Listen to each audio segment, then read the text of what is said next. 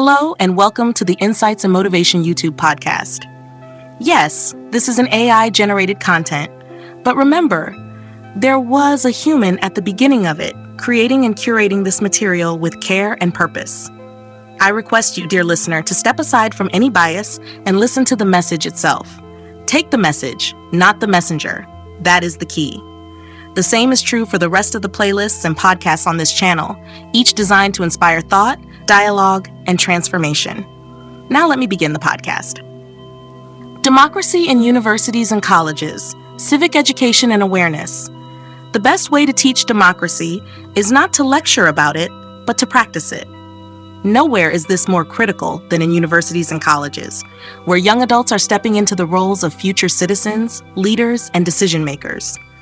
At this stage, students are forming their political identities, sharpening their values, and preparing to navigate society as autonomous individuals.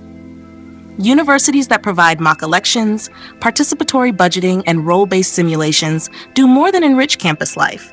They give students a lived experience of democracy in action. Why is this principle so necessary in higher education? Because students at this age are testing independence and seeking belonging at the same time. They want to feel that their voices count, that their actions matter, and that they are preparing for meaningful participation in the wider world.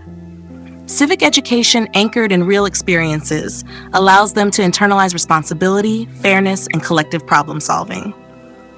These lessons stick far more deeply than memorized civics lectures. The advantages of embedding civic education in universities are transformative. Participatory budgeting teaches students the complexity of resource allocation. Deciding between expanding labs, funding clubs, or improving housing requires negotiation and compromise. Mock elections prepare them for civic engagement by showing the weight of choice and the consequences of collective decision-making. Role-based simulations, such as parliamentary debates or community problem-solving models, help them practice empathy by stepping into the shoes of others. These exercises create not only smarter students, but more conscious citizens. Sadly, many institutions treat civic education as a theoretical subject confined to political science or law courses. The broader student body often graduates without ever casting a meaningful vote, debating a policy, or engaging in collective governance. This missed opportunity is costly. It produces graduates who may know the vocabulary of democracy, but not its practice, who may discuss fairness in essays, but fail to embody it in action. The consequences of ignoring civic practice ripple into society. We see voter apathy, mistrust of institutions, and a generation skeptical about whether participation makes a difference. These attitudes are not born in adulthood.